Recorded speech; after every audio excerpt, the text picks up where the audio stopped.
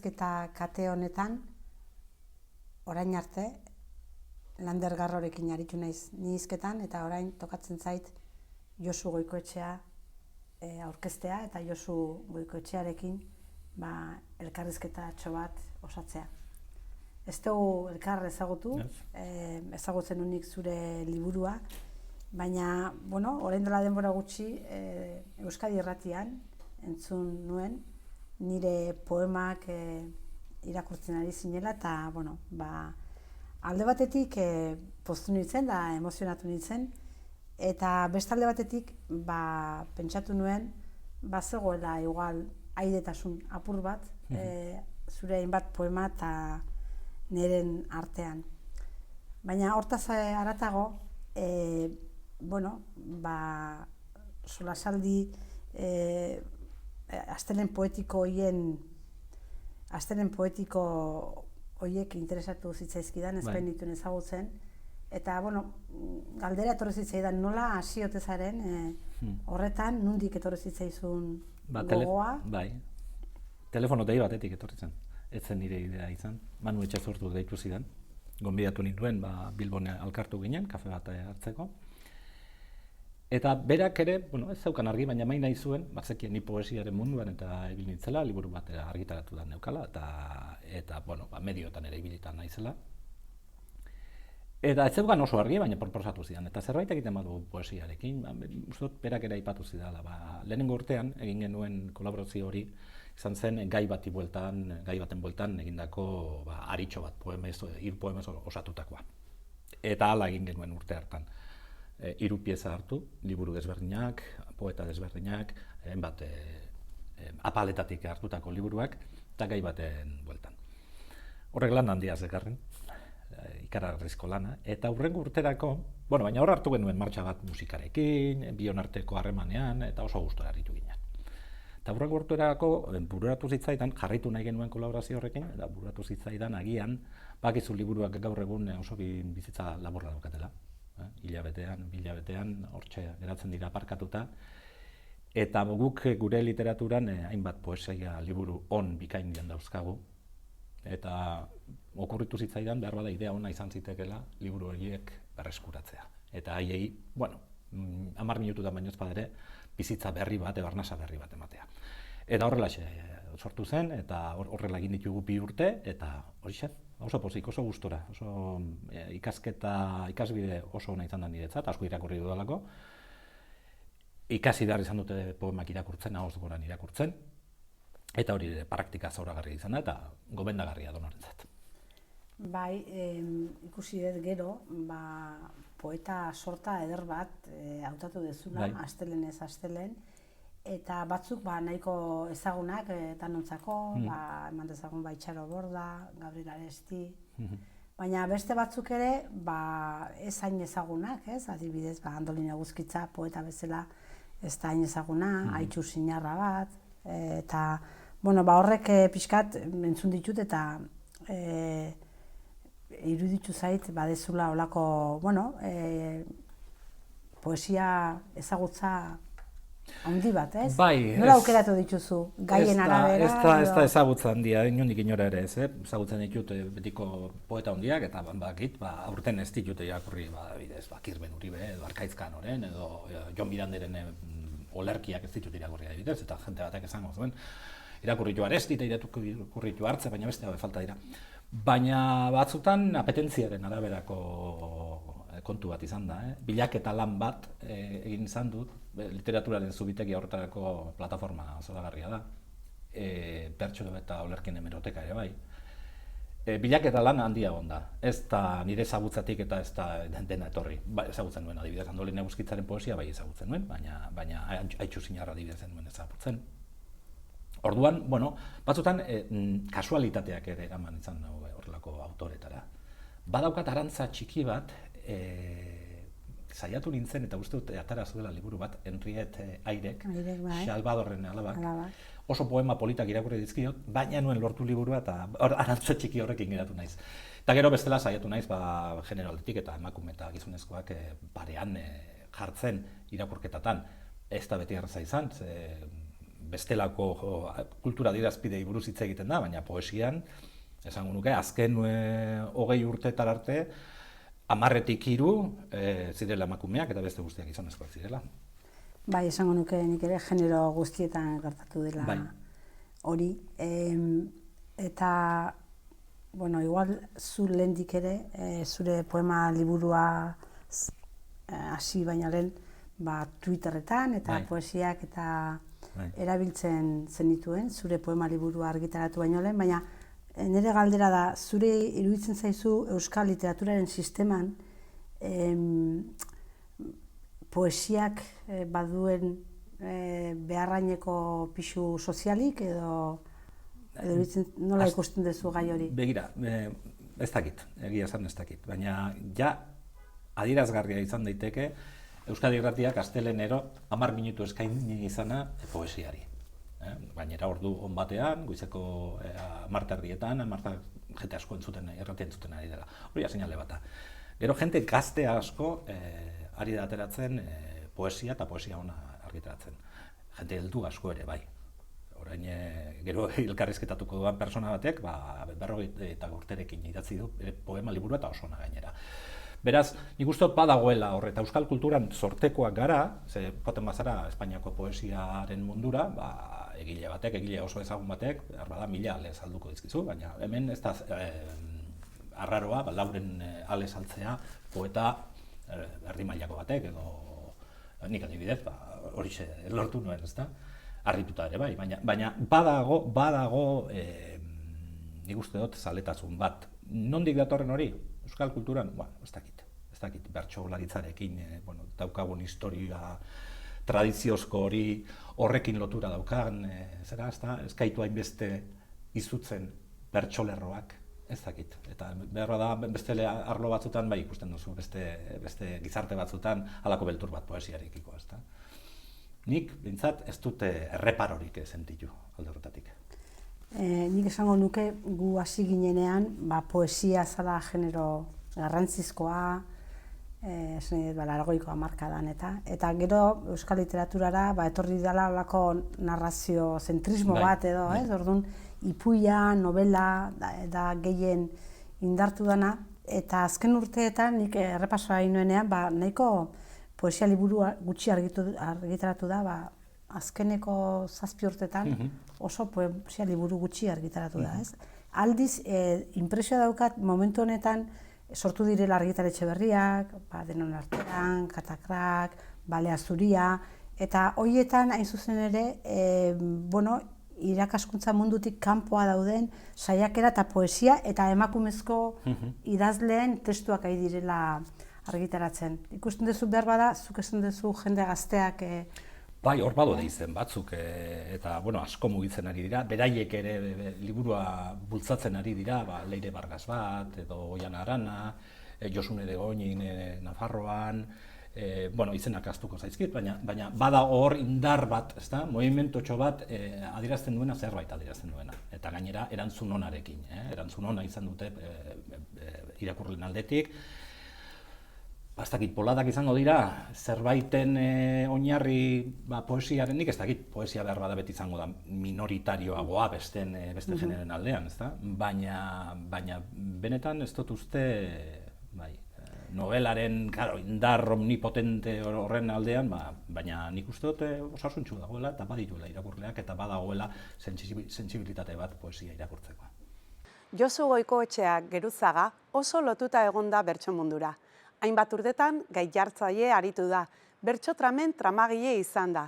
Hitzetik hortzera telebista saioaren aurkezlea eta zuzendaria ere izan da, baita Euskal Herriko Bertsozale Elkarteko lehendakaritza taldeko kide ere.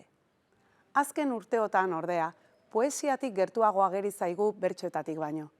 2018an estreinatu zen ofizialki poeta gisa, zer luzea den negu hau poema liburuarekin. Hauxe irakur dezakegu liburuaren iruzkinean. Bizitzaren erdiparean dagoen pertsonaren balantze baten antza hartzen zaio batzuetan. Guraso zaharrekiko harremana ageri da, alaben erreferentziak ere bai, eta oro har bizitzari emandako begirara heldua, pasatakoen esperientziak emandako soseguarekin, baina adimena errealitate berriei pizturik duenaren ernetasunarekin. Ia 20 urte dute liburuko poema zaharrenek, eta idatzi berriak dira azkenak, denak datarik gabe doazen arren. Batzuetan naiz besteetan, sentiberatasun fin bat nabarmentzen da. Dotorea, alferrikako enfasirik gabea, gauza txikiei azpildurak ateratzen dakiena eta bizitzan giltzarri diren gertaerei patxadaz eta ironiaz erreparatzen diena. Antzeko begiradarekin hautatzen ditu besteen poemak azteleen poetikorako, Euskadi Irratian aztelenetan duen tarterako alegia. Eta poeta handi baten poemak itzuli ere itzuli ditu munduko poesia kailerak bildumaren barruan. Walt Whitman, poeta inmorala, ezigabea, basatia, barbaroa.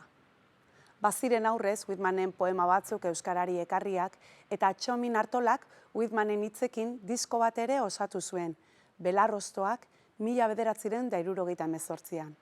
Baina Goikoetxeari zor diogu Whitmanen euskarazko antologia osatuena irakurtzeko aukera izatea. Bukatzeko, aipa dezagun hasieran esan bezala 2018an agertu zen arren ofizialki poeta gisa paperezko liburu batekin, aurrez poema mordoxka bat zituela argitaratuak bere blogean.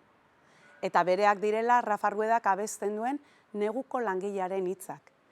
Eta Lubaki bandako kide izan zela joan den mendeko 80ko hamarkadan. Alegia, ez dela hutsetik sortua. Jarrai dezala paperak, irrati uinak zein mundu digitalak poesiaz betetzen. Eta zu poesia liburu bat irakurtzen dezunean, eta idazten dezunean, zerk eramaten zaitu liburu horretara? Poesia dela, beste gabe, edo? Bueno, joaten naiz liburu denetara eta kuskusiatzen aritzen naiz. Eta behar dutalako lehenbiziko, erakarpen bat liburu hori eskuratzeko. Bueno, gero liburutegiak ere hor daude eta liburutegi erabiltzaile ohikoa naiz. Bai, ez dakit, zer poesian gustatzen zait, ez zait gustatzen poesia literarioa, esan dezagun, metaliterarioa nahi baduzu. Bizitzaz ari den duen literatura gustatzen zait, edo naturaz, baina era berean gizakiari buruz hitz egiten duen poesia. Gustatzen zait Margaritek esaten zuen poesiaren krudeltasuna. Gai garratzak, gai minak adieraztea poemetan. Nolabait, nik neure burua ere sentitzeko poema horietan, ezta? Behar bada nire akatsetako bat izango da, baina ez dut literatura normalean jolas moduan ulertzen. Izaeraren arazoren bat izango da.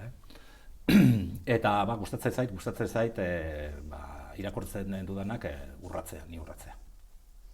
Urratzea eta batzutan baita irtenbide bat edo bilatzea, ez? Edo zuk idatzi zendun 2018an ze luzea negu hau. Badirudi, neguak badaukala euskal literaturan itzal beltz, txuri edo gorri bat, ez? Ez dakize koloretakoa, ez? Beste izenburu batzuk proposatu dizkion Xabier Mendilurek ni hasieran, eta ez zitzaion bat ere gustatu, bat bera ere, eta berak proposatu zidan, eta zu, eta hau edo beste honen, eta venga, guazen horrekin zer luzean negu hau eta horrela xateatzen da. Bai, editoren lana. Ez da izenburu txarra nire gustako, Ez da, jendeak oso ondo hartu du, eta broma batzuk ere egiteko ere izan da. Eta nik uste dut, bai, ematen diola liburuari, orduan asmatu zuen Xabierrek. Lehen, aipatzen gendun, batzuk 18 urtekin hasten direla poesia idazten, beste batzuk 40ekin eta gehiagorekin, nik ere ezagutzen ditut asko. Eta zuzea horietako bat, ez?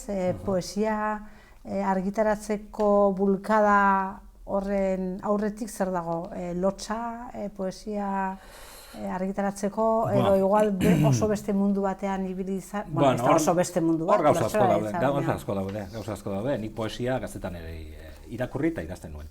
Bertsoarekin batera, bertsolaritzare batera, baina poesia eta nik gaztetxotan asko irakurtzen nuen. Gero etorri zen Gaztaro Aldredez Xamar bat, gero etorri zen Lana, gero etorri ziren 3 alaba, gauza asko, eta bitarteetan idazten nuen zerbait, baina oso gutxi. Eta neuzkan, holako bilduma txiki bat neukan poemena, eta hasi nintzen Twitterren, blog bat sortu nuen, eta Twitterren bitartez horiek publikatzen. Jenteak batzuk harrera goxoa egin zioten horri, Eta Xabier Mendiguren izan zen horietako bat, eta esan zidan, eta zergatik, zer daukazu, eta esan nion, ez daukan nahikoa liburu bat ateratzeko. Baina promesa egin nion, esan nion, editore batek olako eskaintza egin, eta ezin diotuko egin. Nire ilusioa, nik liburuak asko maite ditut, liburu bat ateratzea niretzat gauza handia da, eta esan nuen, orain edo inoiz ez. Eta hor 6 hilabeteko tarte bat hartu nuen, ja beti kuadernoarekin kaletik, eta zera gauzatxoak idazten, eta pozik geratu nintzen aldi horretako poemekin. Itzen beste poemak zeuzkaten, 18, 17, 15, 14 urte, badau liburuaren erdi ingurua edo bezperatxoen idatzitakoa da. Bai, eta gero hortik urrena argitaratu duzun liburua, itzulpen liburua da, Huizmanen poesiarena. Jauzi handi badago, zure idazketa modutik Huizmanenera, ez da? Zu hitz neurtukoa zea, sentidu handienean, hitz neurtua, testu laburrak normalean, batzutan oso laburrak, batzutan narratiboak, irudiak, ez? Eta gero, itzultzezu Huizman, bere prosaiko edo konbersaziozko edo dijoan poesia batetara, eta orain beste liburu bat idatziko bazendu, nondik egongo zinateke gertuago? Testu luzeagoak edo jarraituko zenuke zehaztasun hori? Seguru nago Huizman itzultzeak urtebete egin dute zera, tarteak hartuta, urtebete egin dute liburu hori itzultzen, kriston gozamena izan da, gozamena handia izan da, eta arrazoi biografikoa zegoen, gaztetan irakurri nolako, Borgesen itzulpen bat, eta proposatu zidatenean itzulpenen bat egiteko, Huizman etorri zitzaidan berehala. Baina egia da, estilo aldetik eta ez dela nik erabiltzen dudan estilotik, eta horraz nintzen, ez alun arketa, baina lerroz lerro eta respetatzen saiatu ni naiz itzultzailea. Beraz, horre gero atzetik Aiale Berasategi izan duen laguntzen, eta eskerroneko izango naiz betirako. Baina hor, hiztegiekin, hitzez hitz, kriston lana egin nuen, eta kriston lana izan zen, baina izugarrizko gozamena ere bai. Eta nik ez dakit horrek eraginik izango duen, seguru baietz, irakurtzen eta egiten dugun, eta idazten dugun guztiak uste dute eragiten digula, ezta? Baina ez dut uste Huizmanen pareda iritsiko naizten nik alako.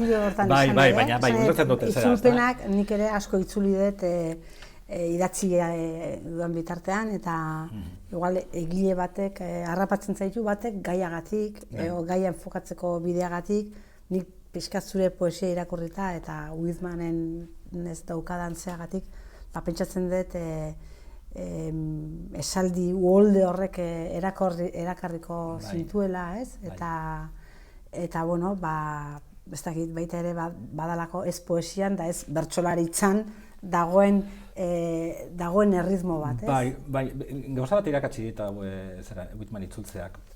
Eta mundu ikuskera ere erabat ezberdina dauzkagu, nik bat egiten dut berak egiten idazten dituen hainbat ideiatan, baina gauza bat irakatsi dit itzulpen lan honek. Eta beti dagoela hitz bat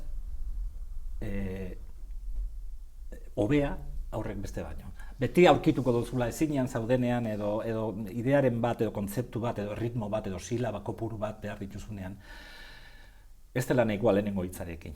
Behar bada lehenengo hitza ona izango da. Baina beti dagoela beste hitz bat, esan nahi berekoa, edo beste kadentzia bat daukana, edo beste norabait eramaten zaituena, igual iraganera, igual beste mundu landagirora, edo hirira. Baina beti dago hitz bat, hor dagoena, hiztegiren batean, zure zain, baina bilaketa egin behar.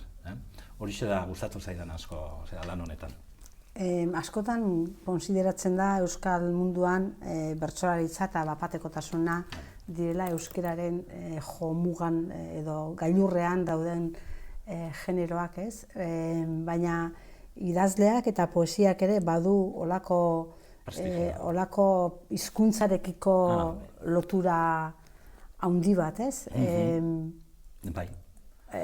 Iruditzen zaizu itzuli gabe ere poeta batek baduela hitz zehatz hori bilatzeko premia edo... Nik uste baietz, baina itzulpenak uste dute Kortazarrek idazleak, argentinarrak esan zuela, ezta? Idazle guztiek bintzat itzuli beharko lukete zerbait noizbait jakiteko zer den itzultzea, ezta? Eta ze ahalegin eskatzen duen eta nola bizi duen hizkuntza itzultzaileak, ezta? Itzultzerakoan batez ere testu literario bat itzultzen ari zarenean. Ez baduzu galdu nahi. Orain modan daude testu akademian edo testu itzulpen holan lausoak, lauak, originalari oso fidelak, baina beti original auki behar duzu zerbait gozatzeko, ezta? Baina Kortazarrek esaten zuen oso ariketa ona zala itzultzearena. Eta, nik gomendatuko nieke idazle guztiei hori egitea. Eta hizkuntzaren garrantzia, nik ez dakit, nik nabaritzen dut irakurtzen ez duen jentea, hau ez da kritika bat, baina irakurtzen ez baduzu, zure hizkuntza idatzi, baina bintzat irakurtzen ez baduzu, zure hizkuntza beti izango da kamutxa, beti izango da errena. Irakurtzeak dakar, irakurtzeak edo zango dut ikusentzunezkoak ikustea, baina tamalez guk oso erren gabiltza alde horretatik. Baina irakurtzeak dakar, batetik ortografia zaindu alizatea, gramatikan zuzentasunez idaztea, imitatuz ikasten dugu, beti imitatzen dugu hasieratan behintzat, gero sortuko dira bestelako gauza, baina hasieran beti jasotzen duguna imitatu behar dugu eta hortik aurrera egin. Josu Goikoetxea duela urte pare bat edo 3 ezagutu nuen Durangoko azokan. Bertara bere liburua erostera joan nintzen besteak beste eta han ezagutu nuen. Liburua erosi eta sinatzea eskatu nion. Hurrengo urtean itzuli eta azokatik kanpo topatu ginen parez pare eta agurtu nuen. Pentsatzen ez ziala ezagutuko eta halako batean erantzun zian agur batekin ere eta halako batean hitz egiten hasi ginen eta ordundik harreman mantentzen dugu Twitterren bitartez eta halako ardura pasa dit poema bat irakurtzearena. Zalantzatan egon du naiz ze poema aukeratu, asko direlako eta oso ederrak eta oso intimoak eta oso sakonak. Eta ardura latza iruditu zait bat aukeratzea, horregatik bi aukeratzea erabaki dut, bi konkretuki. Neguko langileak. Martxoa daia da. Neguko langileok ezin sinetsita gaude. Esku aurrei begiratzen diegu, fabriketan, bulegoetan, sukaldeetan. Ez dugu ugazaben berririk, tuneletan, portuetan, dendetan. Martxoa da beraz. Neguko beharginok erantzi egin ditugu buzoak, betaurrekoak, mantalak, zer astunak ziren, kaskoak, katiuskak, gonak. Eta eten egin dugu. Mimosak horitzen diren bitartean. Bigarren poema irakurriko dut, Morroia izena du. Morroia. Horroka heldu da morroia. Nagusiaren destaina begian. Eta ikusi egin gaitu. Horroka heldu da morroia. Nagusiaren bitxa ahoan. Eta hitz egin digu. Horroka heldu da morroia. Nagusiaren makila eskuan eta jo egin gaitu, morroiak. Bi poema hauek aukeratu ditut tematikarengatik. Iruditzen zaidalako, liburuan gai oso sakon eta oso interesgarriak daude, pertsonalak. Zalantzak eduki ditut, poemak aukeratzerako garaian. Behar bada, zaila egite zitzaidalako Josuren hitzak nire ahotan jartzea eta intimoegiak iruditzen zitzaizkaidalako nik irudikatzeko. Eta horregatik hartu ditut hauek nolabait guztiak unibertsalak baldin badira ere, hauek guztion ahotan egon daitezkelako eta lan munduaren egoeraren inguruko bi poema direlako, bizi dugun garaiaren osoa idazle direlako eta kritika eta hausnarketarako bide oso ederra eta oso polita direlako. Horretaz gain, gustatzen zait mimosaren irudia, liburuaren azalan ikusi dezakegu, eta bueno, badauka nire biografiarekin zerbait lotura berezi badauka eta horregatik ere aukeratut eta gustatu zait. Beste alde batetik zu bertsolaritza munduan ere oso aritua zara eta ibilia eta igual ez beste jendaurrean, ez? Baina, bueno, azkenean... Gai jartzaile eta bai. Gai jartzaile bezala, igual. Gai jartzaileak, pizgarri bat bilatu barra dauka, ezta? Bertsolariak indezan, lan. Eta poesia ere horrela planteatu lehike, hau da, gai bat jarrita norbere buruari, edo ezberdin ikusten duzu, edo... Ba, nik idazterakoan hainbat formula erabili edo etortzen zaizkiet. Batzutan gai bati buruzko poema bat idatzi dezaket, irudi bati buruzko poema bati irudi bat daukat buruan, sentsazio bati buruz edo zaputzaldi bati buruzko zerbait idazteko gogoa, eta horri gero forma ematea. Baina batzutan, ia idazkera automatikoarekin hartzen zara idazten, ez dakit gertatu zaitzun, imaginatzu baietz. Bi lerro, ez dakit nondik etortzen diren lerro bat edo bi idazten dituzu, inolako aurre ideiari gabe, eta bi lerro horiek gero ematen dizute idea bat poema osorik idazteko. Eta bi lerro horiek markatzen dute ritmoa eta gaia edo, baina bai kadentzia bat eta bar, ezta? Orduan, poema bat idazteko nik ez daukate zer planifikatuta. Behar bada horregatik idaztetuta ingutxi. Naiz bat ere disiplinatua. Ez naiz jartzen gauetan poesia idazten, noizan behin egiten dute, baina ez asko. Poesia produkzio urrikoa naiz. Bai, pixkat horregatik xelen indizudan galdera, ez? Hizkuntzak berak zertaraino eramaten duen poesia, ez? Askotan galdetzen da ze aldea dagoen poesia eta bertsoaren artean, ez? Nik adibidez, pentsatzazu, zema gauza idazten dituzun poema liburu batean, baina beti pentsatzazu, ez du jende asko irakurriko.